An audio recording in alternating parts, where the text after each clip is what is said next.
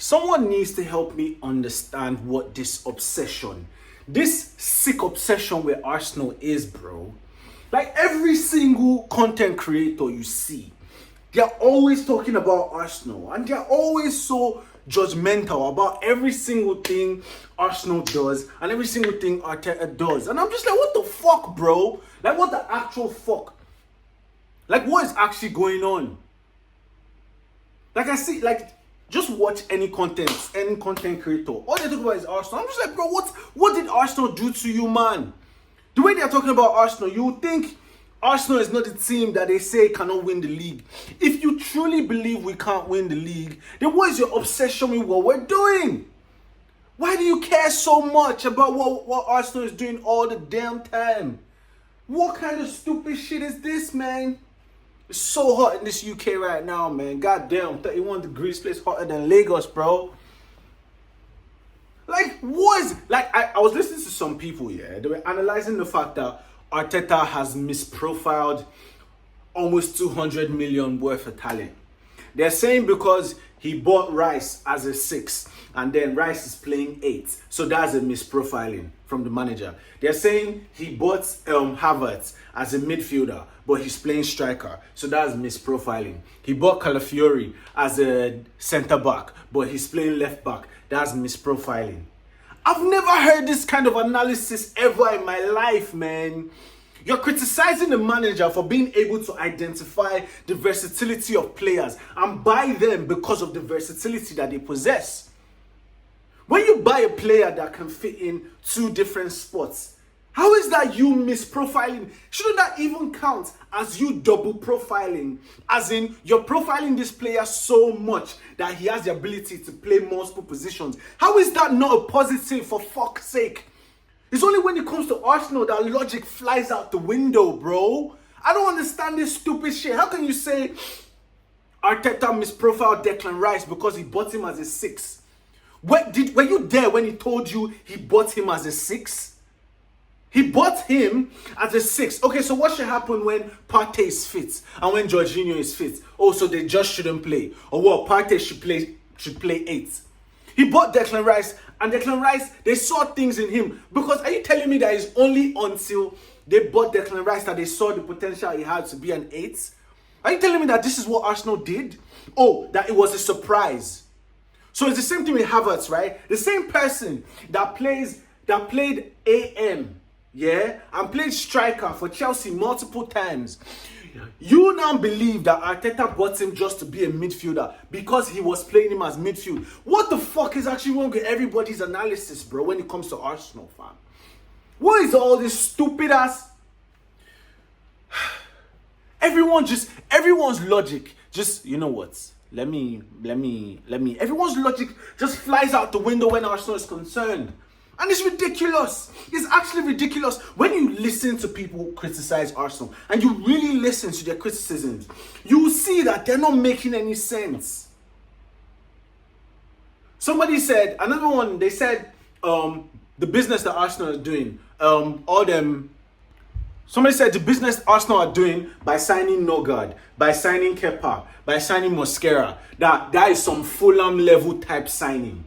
So guess what? Everybody in the whole world agrees that part of the sexiest transfer strategies you can use is to sign quality players from within your league. Yeah? Man United's model, yeah, that everyone applauds is they were signing the best in class from within their league. Huh? So when you sign Mbeumo, that is a beautiful signing. But then when you now sign another person from the same team that Mbeumo did well, that is you acting like Fulham. What the fuck? How can you sign... So because all Mbeumo's goals, he was the one that took the ball from the keeper and sent it to the post, yeah? Because Mbeumo did everything by himself. Do you see what I'm saying? Mbeumo is a great signing, but Nogard is a bad signing. What the fuck? Were they not in the same fucking team? And as usual, when it comes to Arsenal, logic flies out the window. If you now check Nogard's stats, Nogard has bare goals and bare assists, but nobody cares about that. Just because the name is not sexy. What the fuck?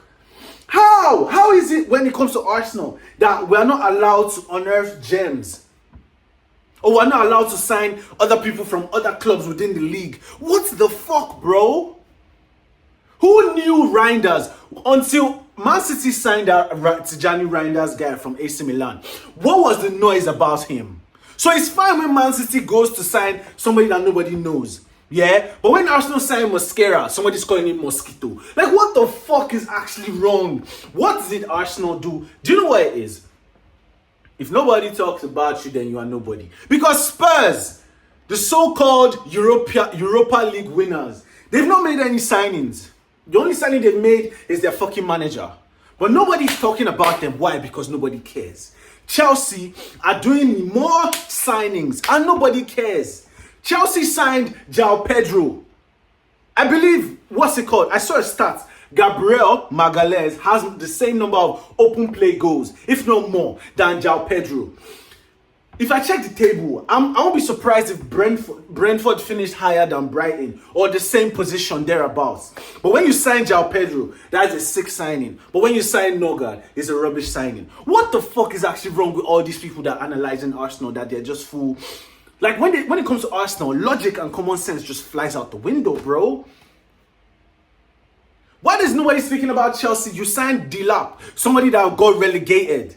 Well, he had 13 goals. Okay, so you signed, check this. Delap scored 13 goals in the Premier League, got relegated. Sesko scored like 13 goals in the Bundesliga, finished in like top 5 or something. But Delap is a better signing than Sesko. What the fuck are we doing? What are we doing, bro? What are we actually doing? What did Arsenal do to these men so much? What did Arsenal actually do? This is why, in the end, Arteta, you just need to understand that it's the world against us, man. It's the world, it's the whole world against us. And we just, look at how I'm sweating because of how infuriated I am. I'm so infuriated by all this stupid shit that I just keep hearing about people talking about my club, man. And there's no consistency in the logic that they use, bruv. There's no consistency. They always just fucking chatting shit, man. Make shit make sense. Make it make sense. Everyone is always talking about Havertz. He's on 200 and something K and he costs 65 million. How are you talking more about Havertz that has Havertz here in the year 2024? He was in the top 5 for goals and assists. But everyone keeps talking about his price tag. What about fucking Højlund? Højlund costs more than Havertz, for fuck's sake. Højlund costs more than Havertz, for fuck's sake. Why are you even criticizing Havertz in the first place? What is wrong with Havertz? What is wrong with Havertz?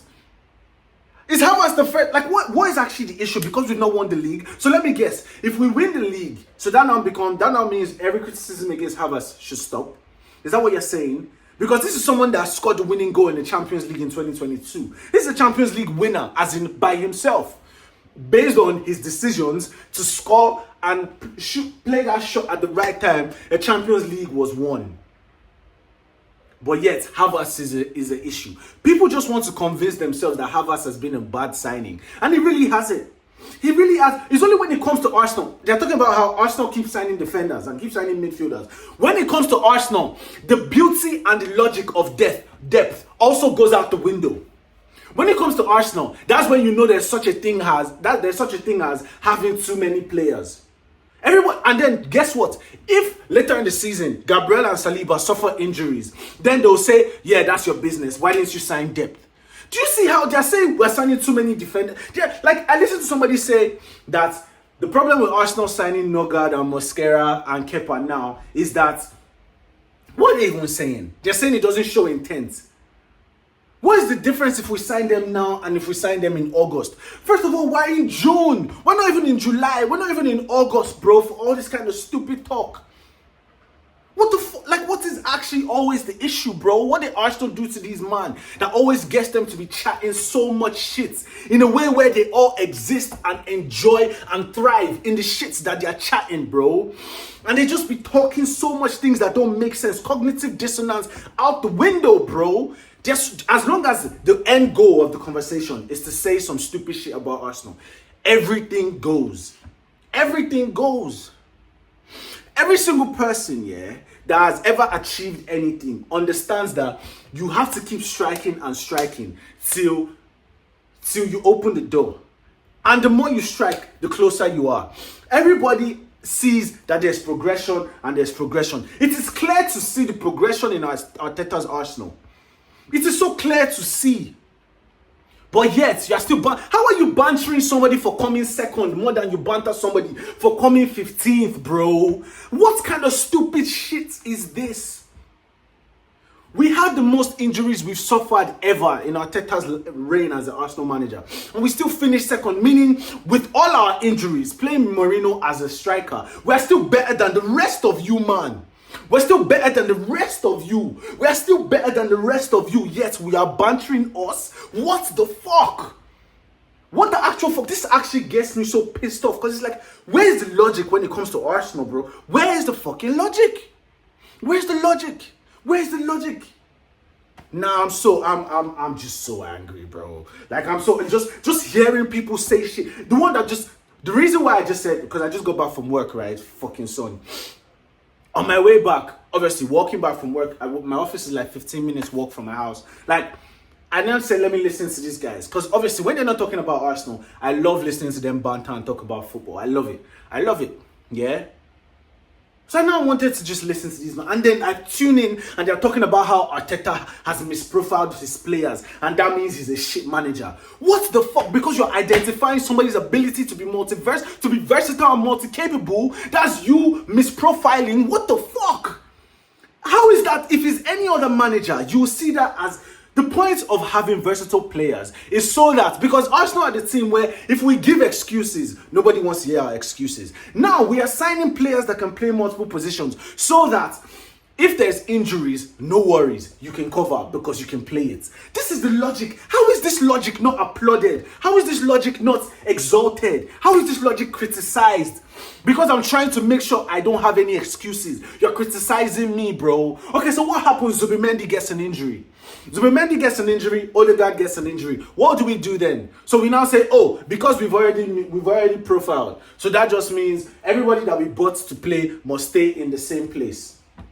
What happens when all our left backs get injured and all we have left is Calafiori? We now say, because these motherfuckers said it is not good to this is called misprofile. Because these motherfuckers have rebranded versatility as misprofiling. So that means if we have no more left backs, then Calafiori... If there's no space in centre back, then Calafiori must sit on the bench. Then nobody will play left back. What the fuck? Anyway. I was gonna answer. I've let it all out. This is why I enjoy making content, because this is just a space to let out my frustration in a way that I don't look crazy, just shouting at myself. You know, and I'm able to address things and document them and possibly even watch them back so that I can retrace the steps of my logic, so that I can be sure that I'm also not chatting shit. Please tell me if I'm chatting shit in the comments. I'm actually open to understand if I am chatting shit. Please tell me if you think I'm chatting shit. Please tell me in the comments, or if you actually agree with me, please tell me, because am I missing something? Anyway, I need to address a comment. Someone mentioned how Arteta, because he makes signings and when they don't flop, he moves them on, and that possibly affects our FFP. Why can't we go make world-class signings? Why are we always signing players that they were world-class and then they're bad, or players that are supposed to be world-class but then they are flopped, or players that have just been disappointments generally? So now where I'll take it back to is 2021. Let's take it back to COVID times. Yes, we were able to sign Thomas Partey, but in 2021, would we have been able to sign, who was the rave then? Havertz. Well, would we have been able to sign Havertz at that time? No, because our finances were in a mess and we didn't have enough clout. We just finished 8th. There's a reason why Spurs have not been able to sign anybody. Because yeah, they won the Europa League, but look at where they finished. And then the fact that United are able to sign Cunha, fair enough. I guess it's just the United thing. But fair enough. United in their state now, yeah, they're not able to sign no world-class players. The position you are determines the kind of players you're able to sign. So that's number one. That's the reason why we've not been able to sign them world-class players up until until I guess the year we signed Gabriel Jesus. The year we signed Gabriel Jesus and Zinchenko was our first time under Arteta that, okay, cool, we're in a position where we can move for quality players and quality players who actually want us. So it's all about context, my G. Context to understand that we are only in positions recently where we're able to command the services of highly world-class players. And then if we're talking about FFP, this is why I love the players that we're buying, because we're buying assets. My only problem is that our assets are all in the starting 11. And that's my one criticism. I need to see us start making sexy sales. Because how did we let Thomas Partey and Tierney go on a free? These are two quality players that will start for almost any team in the world. Or worst case scenario, be on their bench. At the moment, yeah, Kieran Tierney is better than Robertson, just on age alone. So Kieran Tierney starts for Liverpool. Thomas Partey starts for Liverpool.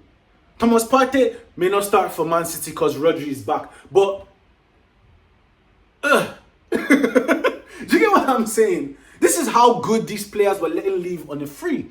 And I even imagine that it's because of all this sentiment. And because if they came out today and said they wanted to sell Odegaard or sell Martinelli for like sick money, Arsenal fans will have an issue with that. So that's one of my criticisms. And where I agree with you, Ejiro, right? I think, yeah, it was Ejiro.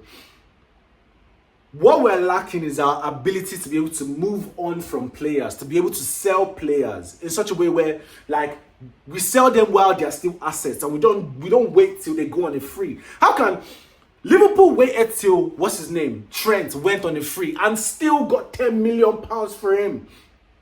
How can you still get £10 million from a player that left your club on a free? Do you understand? And that's the thing, that it could never be Arsenal, bro. Players are always just leaving us on the free, or they're cancelling their contracts. And it's just like, bro, man, when will we get rid of this bullshit, bro? Let's do better at our outgoings. So I guess you're right? That's something that Arteta needs to. That's one part of Arteta's management and even the whole board, you know, that they need to do better at. And it's a case where hopefully with Berta on the scene, things will be better. You get what I'm saying? Things will be better with Berta. That's what I'm hoping for. That's what I'm hoping for, you know. And then in terms of FFP, yeah, putting them. When people keep talking about our wages, we don't have anybody on 300k, for fuck's sake. City have bare man on 300, 400k. Liverpool have bare man on 300, 400k. United have the same. Chelsea have the same. We don't have anybody on 300k. Yeah, people are talking about our wages. What the fuck, bro? This is what I'm saying. They just want to talk shit about Arsenal all the time for what is going on. What is actually going on? Anyway, that's what I think about your question, Ejiro. I think you're right. That's one flaw that Arteta has, and not just Arteta. Arteta's regime, because it's not just the one. The Arteta regime has a flaw of not being able to sell players in a qualitative manner, meaning at the right time and for a sexy price, so that money can come in the way it's going out. Because why is Lokonga still in our books? Yes, Arteta sends players away that don't meet the mark, but sell them. Don't just loan them away. Fabio Vieira is still an Arsenal player. Nuno Tavares only just left Arsenal. Since that, he's not been able to cut it. He's only just left. But to be fair, we sold Nketiah for like 30 million. Fine. Why is Reece Nelson still our player if we're not going to use him, bro? So that's just my criticism. We need to do better at selling. But anyway, I just need to get all of that off my chest because please like, comment, subscribe. As I say, put your thing in the comments. I'm gonna subscribe to your thing and like your thing and watch your thing. Let me see what you man think as well, man. Thank you for the support, man. Like, I can't believe my videos, I'm doing these kinds of views. And I'm not promoting it anywhere. I'm just letting the algorithm do its thing. So yeah, man, thank you guys for tuning in and catch you in the next one.